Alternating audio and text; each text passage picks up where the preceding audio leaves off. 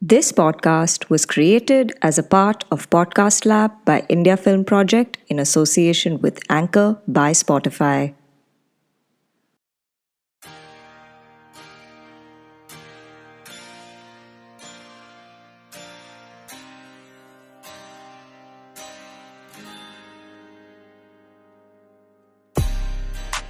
Hey everyone, welcome to the Closet Writer Chronicles. I'm your host Sangeeta, aka the Moody Marshmallow. Our guest for today is Akshat Rajan. Akshat is a storytelling coach and creative consultant. He has coached CEOs, creatives, and professors for speeches given at TED, TEDx, the United Nations, Forbes, and many more organizations. He is also working with his family group of construction and infrastructure companies, Gammon India, and is also an investor, writer, and influencer. This is a two-part conversation. On this episode, which is part 2, Akshat and I will be chatting about his journey with identity, his relationship with social media, his creative influences, projects he's worked on, and much more. To hear about Akshat's journey as a storytelling coach, tune in to part 1. This kind of segues into another question I had, because there's this one TED talk which really inspired me, like back in 2015 or 16, because I resonated so much with it. It was by Emily Wapnick, and she spoke about multipotentialites. So a multipotential, for listeners who may not be aware, a multipotentialite is basically someone who's interested in more than one or two things, who has like various interests. And a lot of times these people don't even really have a fixed career or are not happy with a fixed career path. And there have been cases of people who are considered multipotentialites who kind of combine their varied interests and, try to make careers for themselves. So having said that, I would say you are a multipotentialite, Akshat, because, you are a writer, storyteller, a storytelling coach, but you're also an investor, you're in real estate, project management, you're doing a bunch of things that sort of make you you. It's not just one or two things.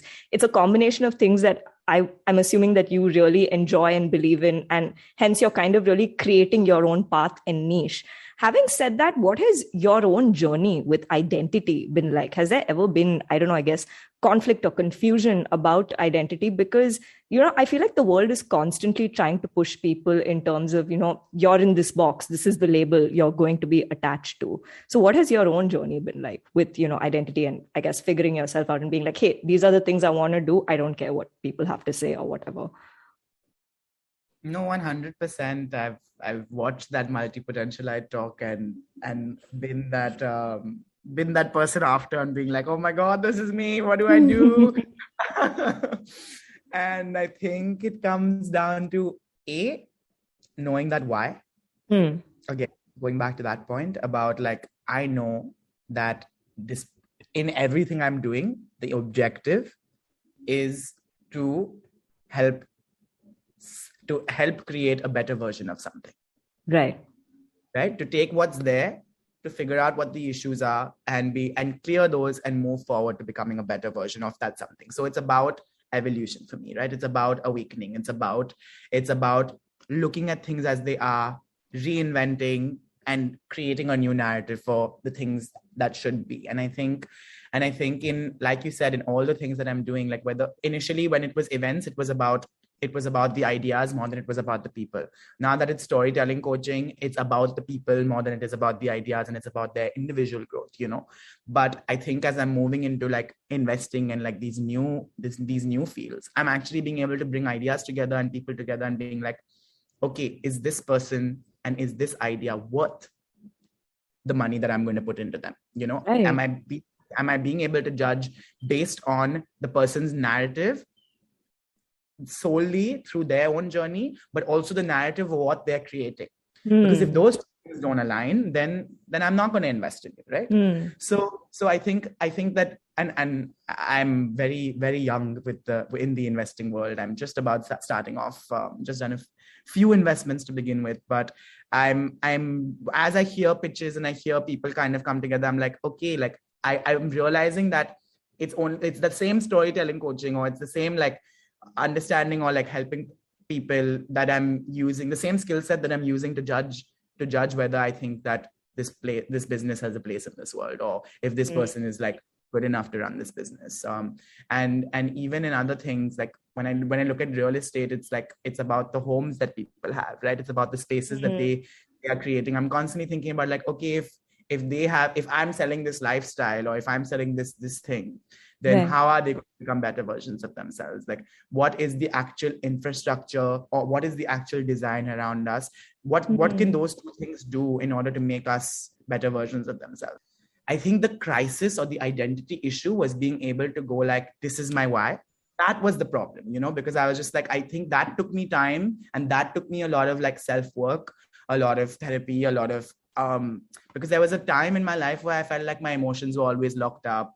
I believed in like this. I had been told or seen the patriarchy or the society's way of like, like being, because I was always a sensitive kid, right? And I thought that like, oh, don't be a girl, don't cry. Like those small things were like in my head as growing up, and I was just like, but why? Like why my emotions have to be locked up? And like there was a time when like my emotions locked up actually served me, because I think like I became such a good listener, or like became so invested in other people's journey, because my journey was irrelevant. My journey was locked up. My emotions were closed.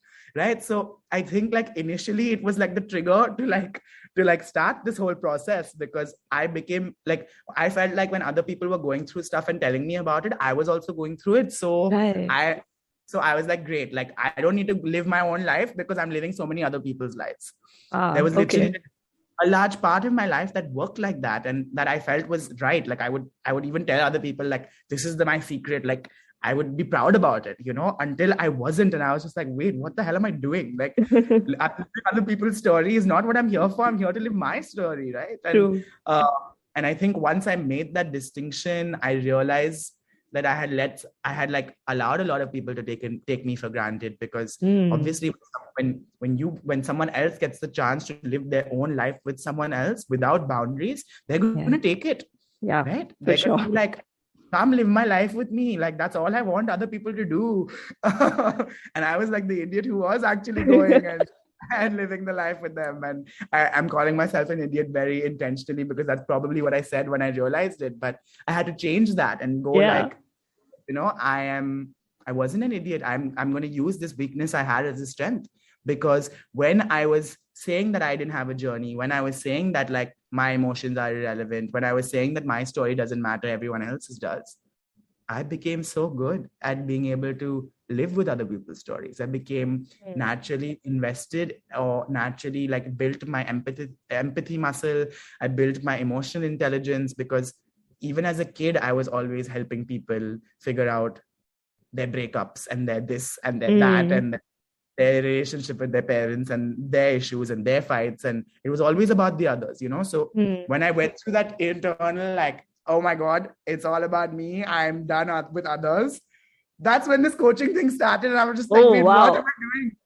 I can't be like, I need to help others while I haven't helped myself. And I took a long break from coaching in between my college and starting to coach again. And I think the first year of COVID was a big part of that break also, because I was just like, this is all about becoming a better version of me, so that when I go back to my purpose, which is helping others become a better version of them, I can go back so much more charged. I can go back with having me figured out, and knowing that like my journey and their journey are like, sure, they align, but like are completely separate, and like there are boundaries in between. And I think that also helped me like come to that place where I was like, okay, now only 2 people at a time, or only 3 people at a time, because any more than that means I'm taking over the energy from myself. And I think that's been able to like channel the multi-potentialite in me, because I've been like, okay, now that I know that I'm on my own journey, everything else becomes irrelevant, or everything else becomes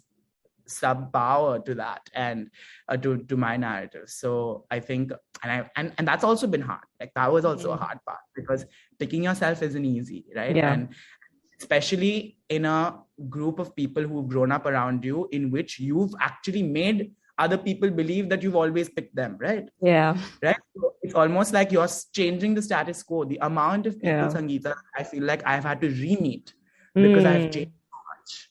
Yeah. Right. And I'm like, I don't want to lose these people, but like, I'm so not the person they expect me to be, or the person I used to be with them anymore, and like that growth happens so fast, of course, through college, but also after. And now I'm on like this, like almost like this zeal to like constantly like be hungry for that, or like my whole like intention or desire comes from my own growth. Like it is selfish in that regard. Like it's like, but it's a healthy selfishness where my growth comes first, and then whoever I can help along the way will be helped along the way, right? Because like it's like that whole thing of like, if you don't become someone of value, how are you going to help influence others, right? Definitely.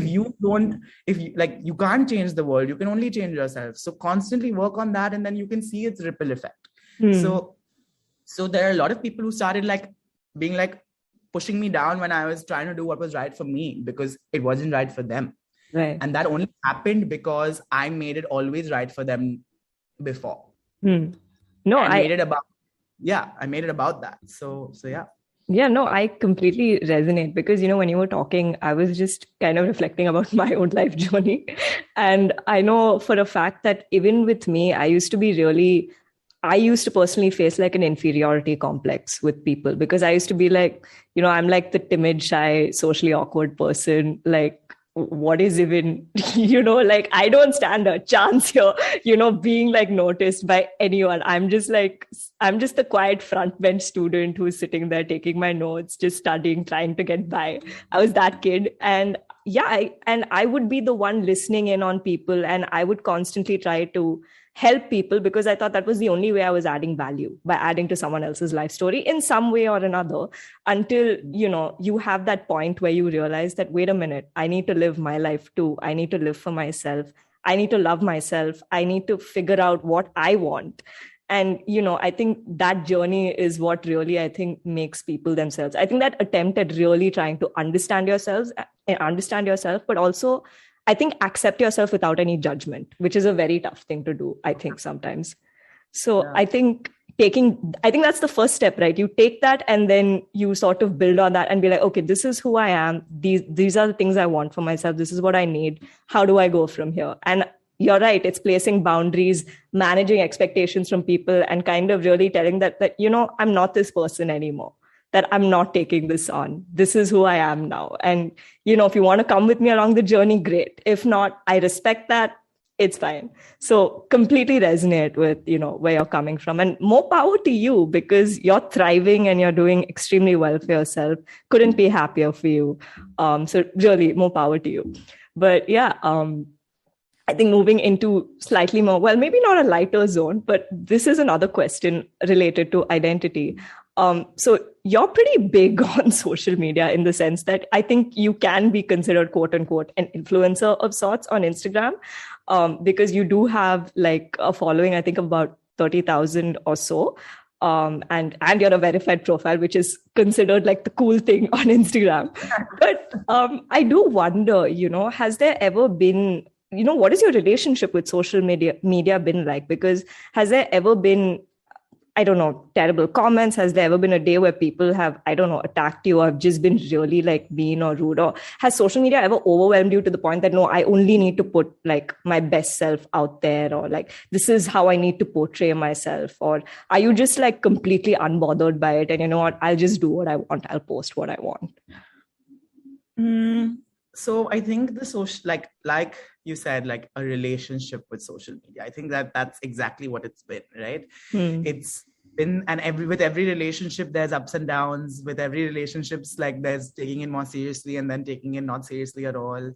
And so I think that it's been quite like a relationship with an actual human being in that regard, right? Because it started off as this space, and by started off, I mean like way back when Instagram didn't mean as much as it means today. Like for me, it started off as being a place to like to actually take a photo and to share a feeling through that photo, right? Like I was in 2013, literally everything I posted was like oceans and like pools and like anything that made me feel calm, and like, like me running on the beach, and like I have a profound relationship with water and oceans. So I derive a lot of my inspiration from there. So initially, that's, I think, what I entered the social media space with. And I think a lot of people don't think about that today. When people come to me and they say that they're struggling with their relationship with social media, I kind of try to take them back to their first few posts, right? And I'm like, it's like taking someone back to their childhood. Because it's like, when did you become introduced to this digital world? When did you realize that there is a filter needed for what you put out there? It's almost like, because social media has become such an important part of everybody's life, I do not think that denouncing it is the way. I think that using it to your power is the way, right? Like using it with is the way. The same way I was describing friendships and loved ones and like finding that relationship with yourself, I think you have to find that relationship with social media. And that's been my journey, because I think like there was a time where I was like, oh my God, like I need to put this filter, or like, oh, I will only put like the best photos up, and like, oh, this photo is not worth going up because of this. And then like this whole like thing of Finstars came about, where like you were like, let's create a place where we can be our unfiltered selves and not care about these things. It's like, what was the need for that? And like, I'm guilty of that too. And like, and now it's become like, I had to just keep thinking of like the ways that I went off track in this relationship, and what can I do to kind of bring myself on track and heal by doing the same thing. So then what ended up happening was, before I thought like, when I made like my Finsta, for example, I thought like doing things that like made other people laugh, or doing things that like almost allowed me to like swim in that shame or swim in that this thing, was something that I had to do in order to again gain acceptance. Right? Like everyone's being funny, everyone's doing something like stupid, or everyone's doing something that like is making people laugh, and like the stupider the video is, the cooler it is, like all of those things. And I'm just like, I think like it came to a point where I was like, wait, no, the reason I have this Finsta is actually because these are the people who are even closer than the close friend list, like this is like my core. And like instead, I'm going to give them more access to my life. So I actually post on my Finsta a lot about like the smaller moments, which I don't share on my public Instagram. Because for me, it's like, these are like the core people, and and I want to share like these smaller moments of my life with them, but I don't necessarily need to share it with the world. And making sure that you have that space, because digitally you have different spaces online, right? Like Twitter serves your intellectual space, like Facebook serves like your old school, like teenage phase, like Instagram shows like, oh, the best self-forward phase, like Finstagram probably shows like this raw, authentic like phase. So there's Snapchat is like this more everyday kind of or even like intimacy kind of phase. So it's very interesting that like all the social media that have continued to exist have been able to latch on to a part of your identity that exists online. Because we are multifaceted people offline. And so it makes sense that different social medias bring out different parts of us. So when you contextualize that like identity offline and identity online are come together, and actually like the same way you have space for those different identities in the real world, you have to have different spaces for those identities in the digital world. Because and if everything is moving towards digital, moving towards metaverse, moving towards those things, it becomes important to be able to assimilate, to be able to understand that I need to just have intentions of these identities and like know my bifurcations, know that like this space is for this, and this space is for this, and this space is for this. Because I think once you know that, and once you've accepted that, your relationship becomes so healed and so easy. And I think that's what I was saying now, where like now with my relationship with social media is like, is a breeze in that sense, because I know exactly what I would put where, because I know the audience of each separately. I know why I'm putting what where. I'm not disturbed by it.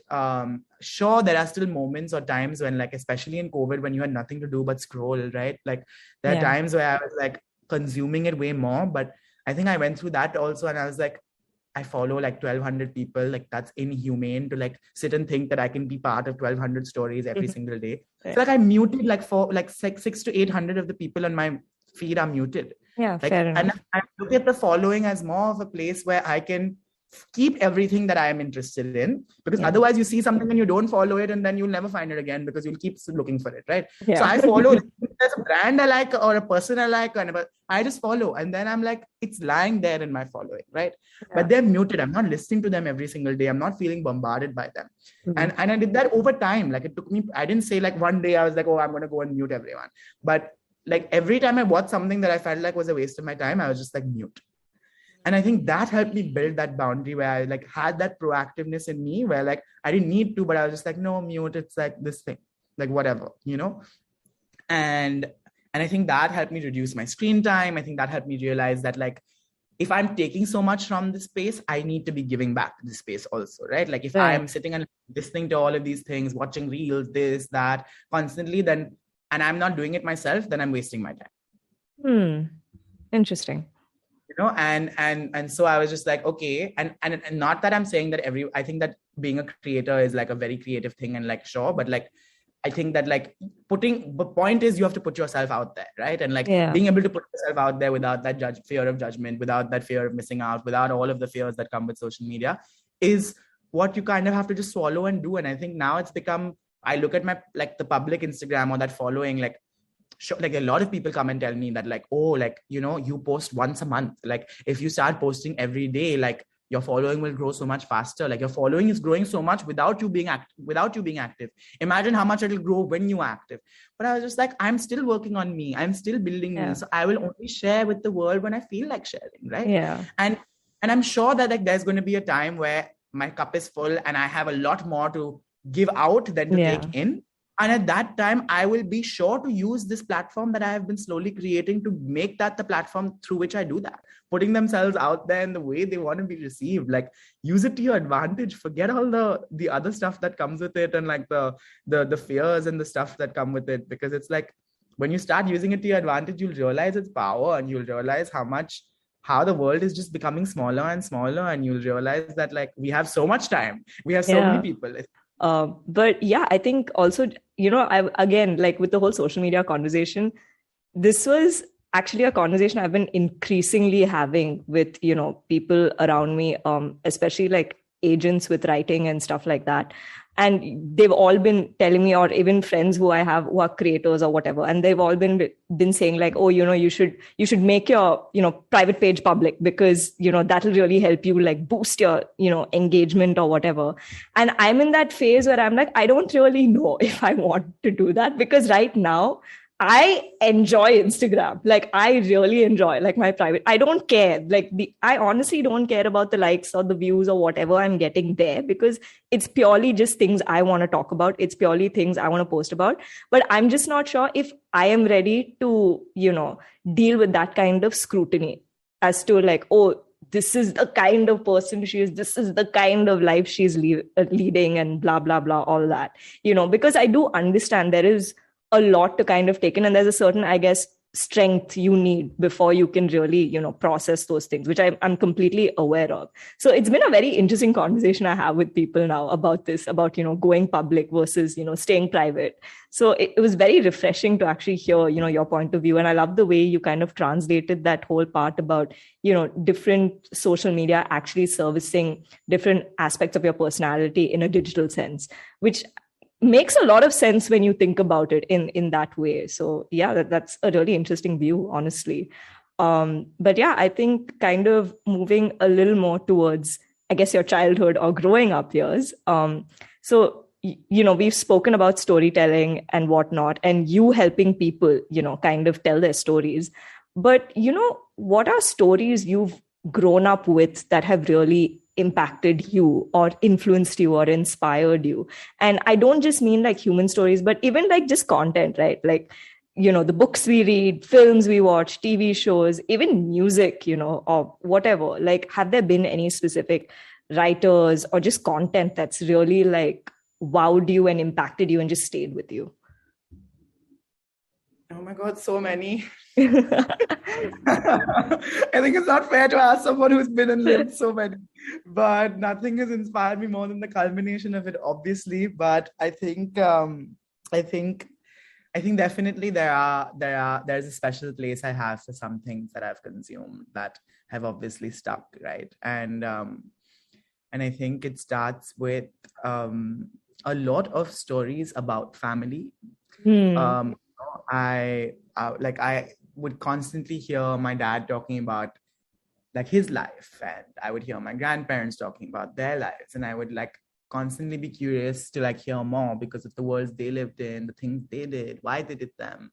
I think it genuinely started from there, because my grandmother, for example, like was in politics, and then my granddad was was a bureaucrat, and like their whole equation with the relationship with the nation, and seeing like the freedom struggle, and then kind of thinking about how education is the way forward. Like my grandmom started like a girls' college, so like way back when, like when girls' education wasn't even being focused on. And then I hear like my dad's story of moving from a small town to like Bombay, and like, you know, becoming an industrialist, and like seeing. And so I think like at the core, reflecting on like where you come from is one thing that everyone has access to, and everyone should do a little bit more, because everyone's stories are so unique. But in terms of things that everyone can find outside of what already exists around them, there was this one YouTube channel that I was obsessed with as a kid, and it was called The Dictionary of Obscure Sorrows. Oh, I love that. Oh my God. Yeah, I know what you're talking about.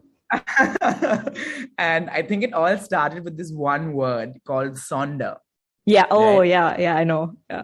And sonder is the realization that you're living a life as vivid and complex as your own, inhabited your own patterns, trends, and inherited craziness, right? It's like you see that like you are part of like the same like world that exists inside of me exists inside of you, and inside of every single person around us. And that realization, I think, was like my true beginning of this journey, right? Like that word sonder like meant everything to me. And then I realized that like there's this guy who literally sits and comes up with words that don't exist. Like that's what the Dictionary of Obscure Sorrows is. And like, why are people? Yeah, he's come out with a book. Actually, I just want to put that out there for anyone who's interested. So please go check it out. Yeah, it's out. So if anyone wants to I highly recommend the Dictionary of Obscure Sorrows. But yes, sorry for cutting you. So thanks for putting that out.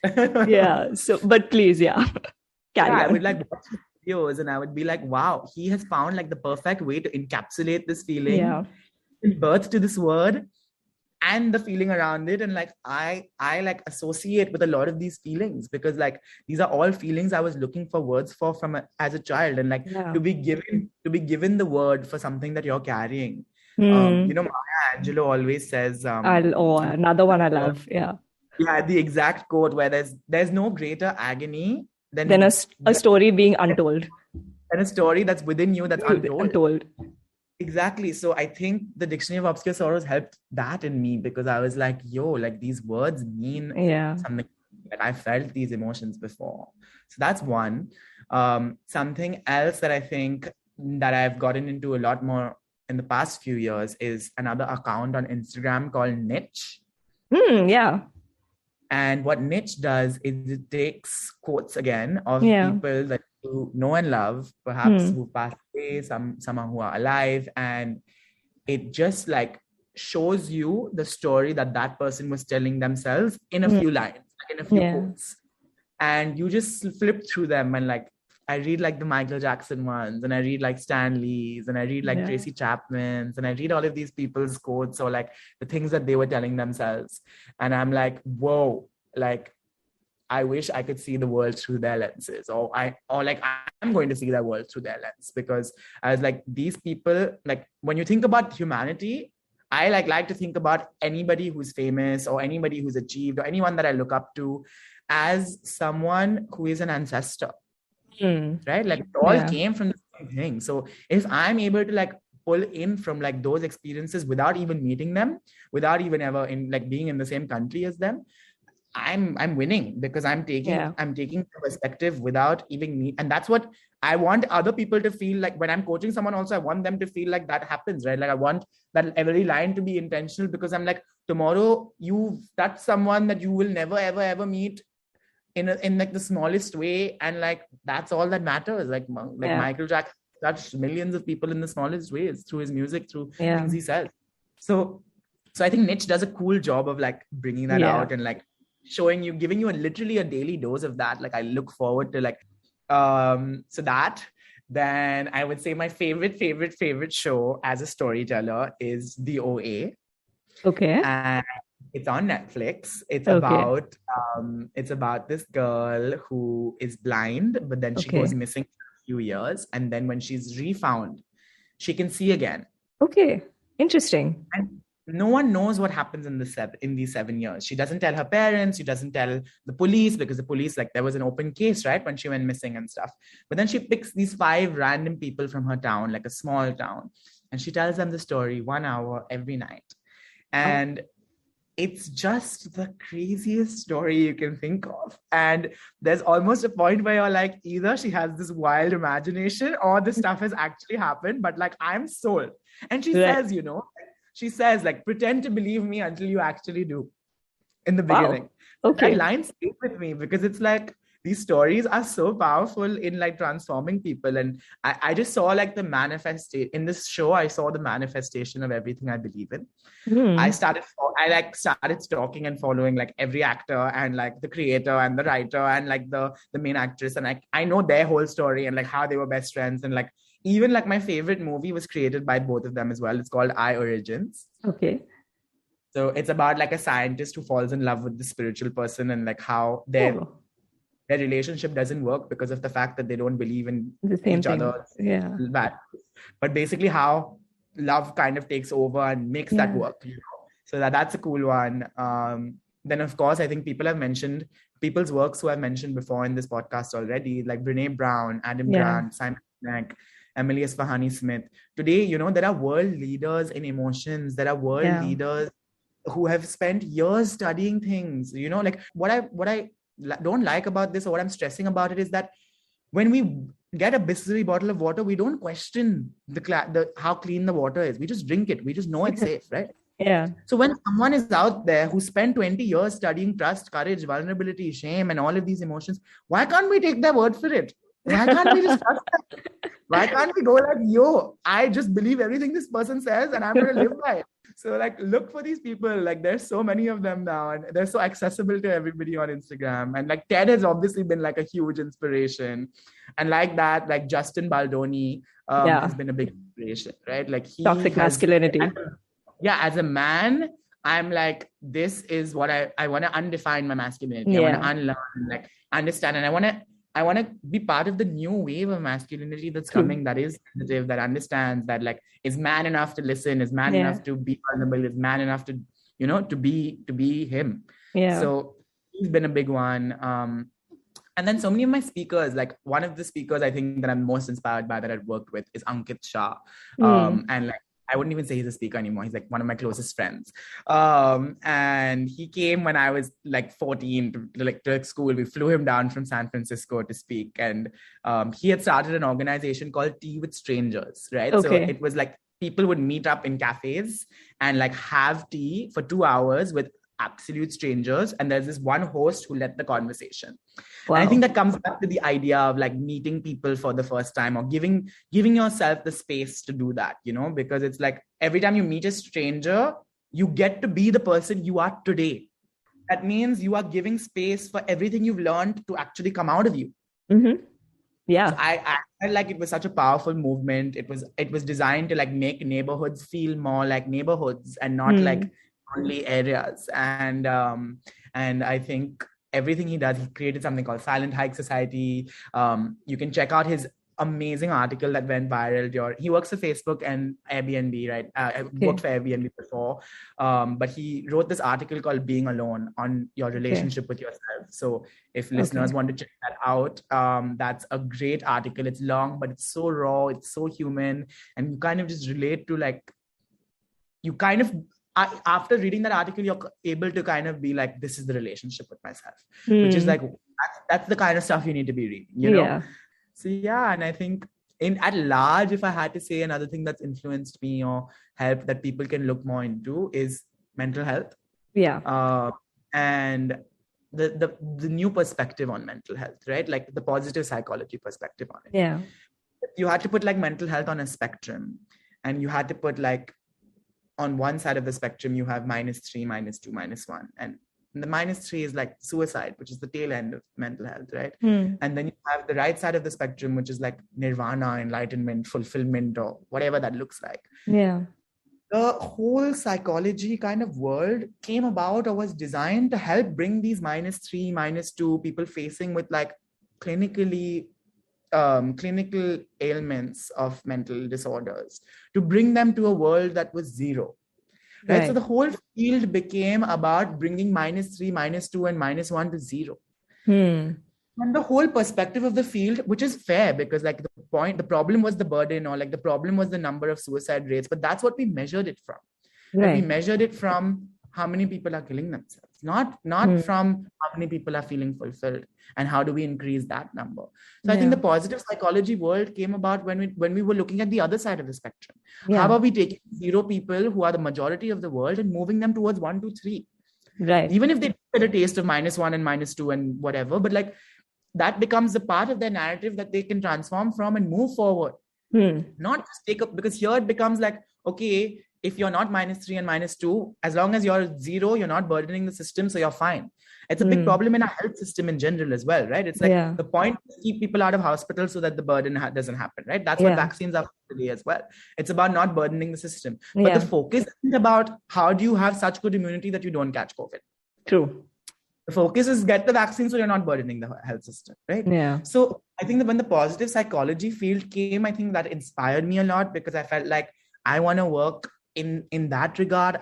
That's why I didn't end up actually studying psychology or going down the route of like becoming a clinical psychologist or becoming a therapist, because that was an intentional decision, because I felt like I wanted to be part of this world a little bit more. And I felt, of course, there were selfish reasons, because like the other part of the world is draining, like requires a lot more training, a lot more effort. And like today, whenever I come across people who I feel like need that, I'm like the first person to be like, here's how you get help, because I'm not the person equipped to help you. Yeah. So that being said, I think there's another thing that inspired me is that field. And like a lot of these psychologists I was talking about before were born out a result of this field, Right.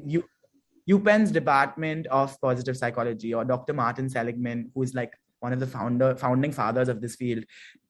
Like these are places that exist. These are institutions that exist. These are movements that are now taking the world by storm, especially during times like these, right? Like it's people have gotten a taste of that 1, 2, 3 when they've been locked up and had to deal with feeling that way. And so in a way, like I'm of that belief also that like in that sense, COVID has been the vaccine for a lot of people to like see that, and like has had advanced, like as much as it has derailed us, it has advanced us in like in that aspect of that's been like the balancing act, I feel like, of the universe almost. Right. So I think all of these things together are what have inspired me, or small things that I have put together, the things that like make me do what I do or make me excited to wake up and do more. Of course, I think there are a lot of apps now that help you track things. So I use Human Design, I use Gene Keys, I use this Aura ring that like tells me about my sleep patterns and my activity. I like believe and dabble in in astrology a bunch. So I use like the pattern and Costa also, because it's like more than anything, it just offers me a new way to look at me. And I'm just like, okay, do I agree? Do I not agree? And I'm on like this like self-discovery, self-improvement path, obviously. And there are so many experiences that inspire me that I haven't even done, like Vipassana, that I'm dying to do, because I'm like, I can't wait to like not talk for 10 days or not have anything external for 10 days and like starve myself of the dopamine that feeds me, because then I can come back and be so much better, or like have better boundaries after. So I think like just like there's so much out there and there's so little time, we have to go and find the experiences that work for us. I think experiential learning as a field is also so cool. You learn so much more by doing rather than by just watching or thinking or like only activating one sense. So just go out there and see what are the experiences you can have. Like mentoring is such a big thing, like shadowing people. Like there's so many people who inspire me. I'm like, can I just move in with you for 2 days? I just want to like, not creepy at all. I'm like, okay, yeah, that's an extreme, but I'm like, imagine like you go like, I want to spend a day in office with you, right? And just like be quiet in the background and just watch. Because it's like you learn so much from other people all around you. Like there's so many, and like those are the things that aren't even like expensive or something to get, right? Like it's like, it's people ask, like anyone can do it. Like you have an uncle who you think is cool, go and spend a day with them. Yeah. Like go and be in office with them for a day and just be like, what's up? Like, I want to see how you operate in this world. Because I think the way attraction also works is like you're attracted to something you want. Yeah. Right. And like you're attracted to someone's, like you're fond of someone because they bring out a version of you that you like. It's all selfish. True. So figure out those people who like bring out the best you and go and like be like, I'm hanging out with you more. True. I love the enthusiasm you have for life. It's just absolutely, refreshing. And I love seeing people who are so, passionate when, they're talking about things they really love. And it's so amazing to, hear from you about the things that really inspire you and drive you and, really make you look at things in a different way and where you learn from. And I think there's some really cool recommendations you gave for resources, which I know I'm going to definitely check out. And I think so will our listeners for sure.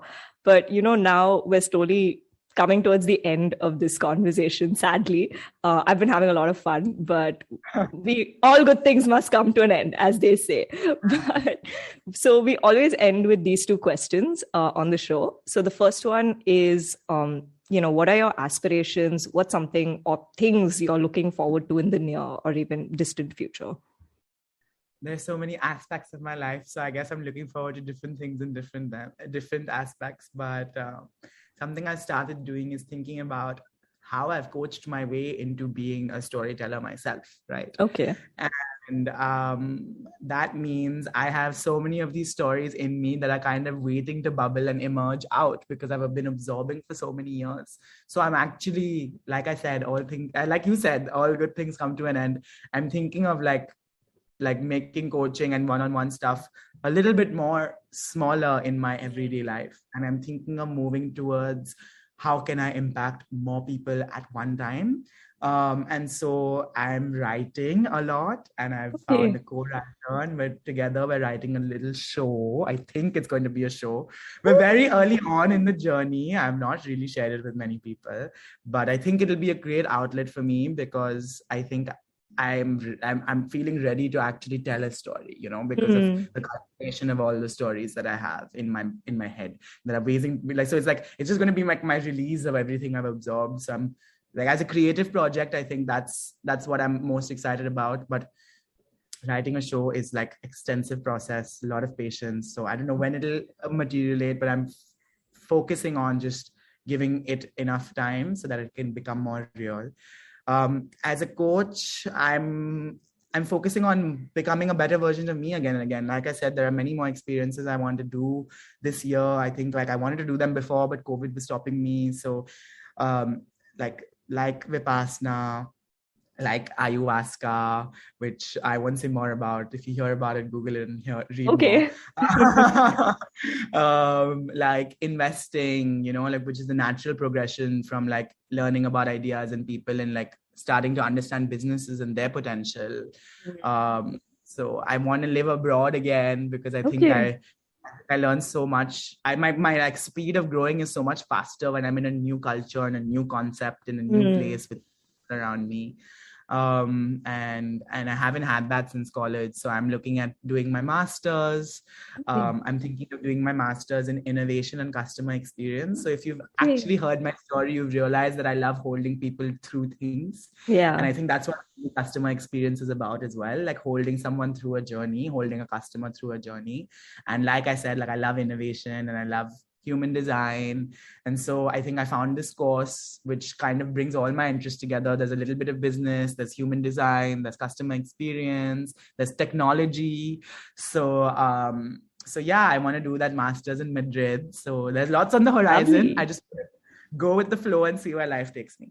That sounds amazing. And I can't wait to see all the cool things you do. I'm extremely excited to see the show that you're writing and working on for sure. But yeah, last question, though I know we've kind of sprinkled a little bit of learnings and all here and there, but what is a piece of advice, not really advice, but a learning that you'd really like to share with people? It can be professional, creative, personal, something you just wish people were more aware of or knew about more. I've said a lot of them throughout our conversation, which I'll touch on a little bit, where it's like figure out that relationship with yourself, right?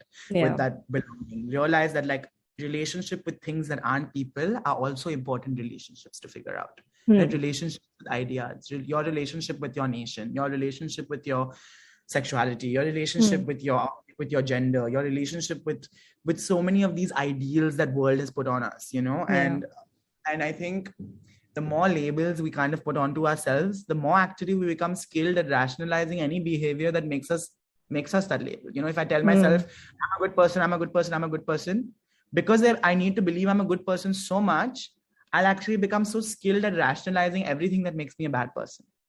So kind of like let go of these labels that's just like that people have been, that you have otherwise been born with, because or been told you are, been boxed into, and when you kind of let go of it a little, I feel like that box expands or it dissolves almost. And so then you kind of are in this like flowy, transitory, like growing state a little bit more, and like that's the state you want to be in. Like read up about flow and how important it is. It's like the peak performance state.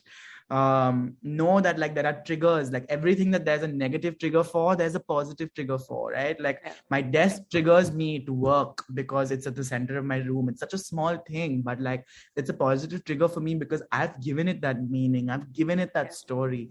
So look at the things around you and what story you're giving it. Change that. It's so easy to change that and just hit. And like at the end of it, at the core of it, everything is like, how do you change a habit, right? Like I think of meditation, for example, and my journey with it. And I'm like, before everyone used to say like, oh, you have to meditate 10 minutes a day, meditate 20 minutes a day, meditate 30 minutes a day.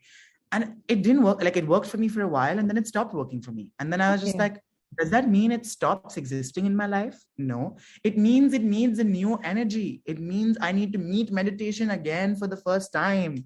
So it means, so now what I do is, because I feel so centered when I meditate in the morning, but then by the time my day is over, I'm like back to square one. And I'm like, what's the point of just feeling centered for the morning?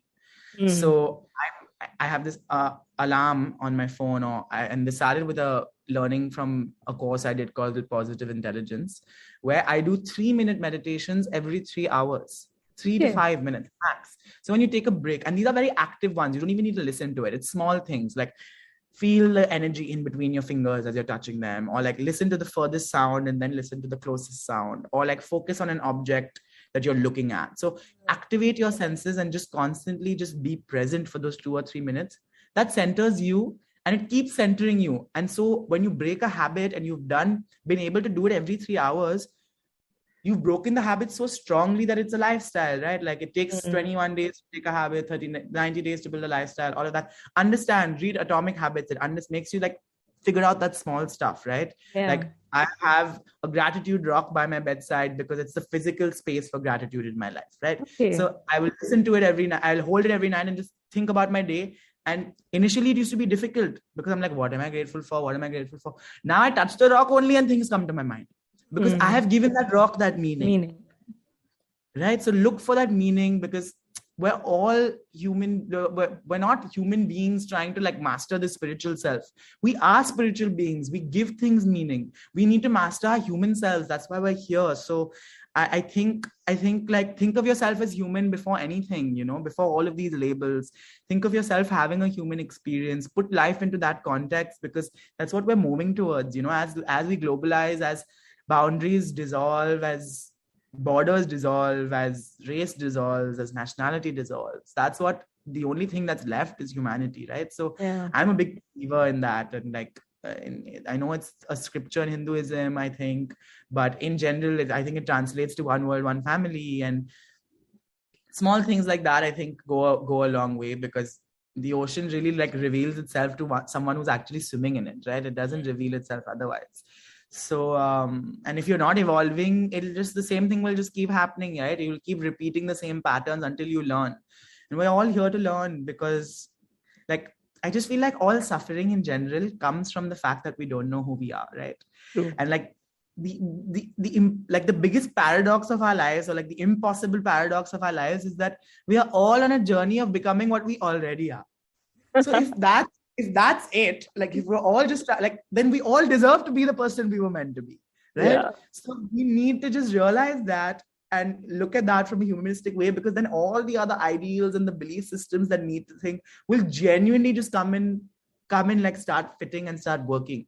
When you put that out there, that's what you'll receive. And so yeah, I think, I don't know if that was one point or all points put together, but if I could give anyone any piece of advice, I would be like, think of more than your relationship with yourself, what does it really mean to you to be human? And and own that in more, because there's so many things. You're not an island. Like, as much as like we're individual and like we need to like develop self-love and self everything, you're not an island. You do exist in an ecosystem, right? And so when you accept your own humanity, when you accept your own everything, you will be able to flourish in that ecosystem, not just merely exist in it. No, and that was extremely well said. And again, I think very important for people. I think this is something, which everyone knows, but it's just that everyone just keeps forgetting for some strange reason. It's really just understand yourself. And on that enlightening note, we've now come to the end of this interview. Thank you so much for being here, Akshat. I really enjoyed this conversation, and I really hope you had fun too. Me too. I'm like so excited myself. I think this conversation has charged me to have such an amazing day, week, month here. So thank you so much for everyone listening. And thank you so much, Sangeeta, for having me. Thank you.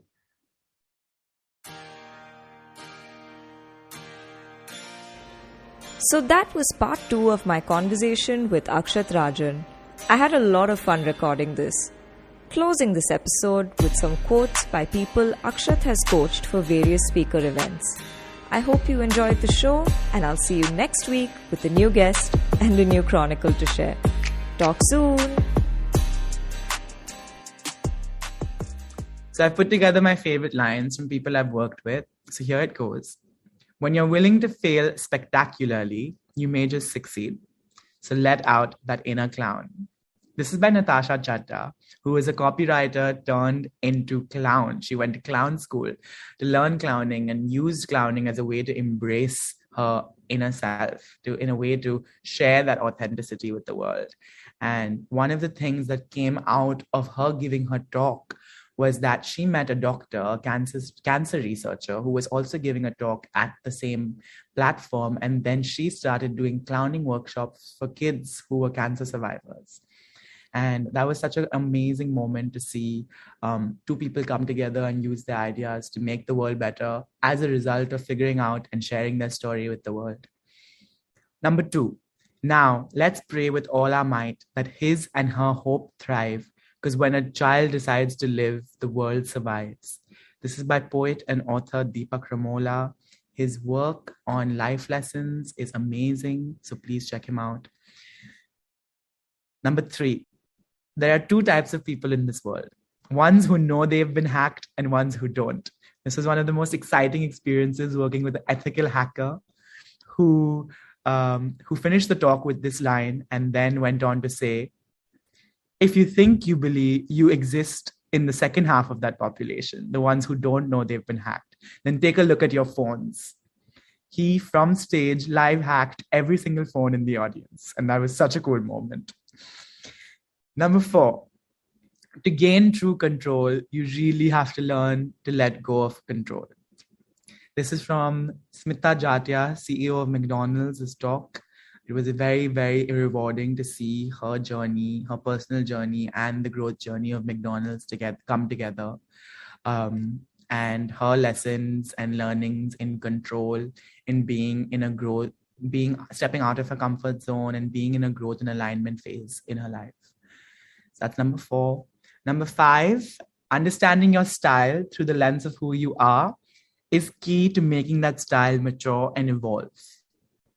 This was by Tanya Ghavri, who's one of India's leading fashion icons and stylists. And she thinks about style as a way to learn more about yourself, to grow and evolve and express yourself and be creative.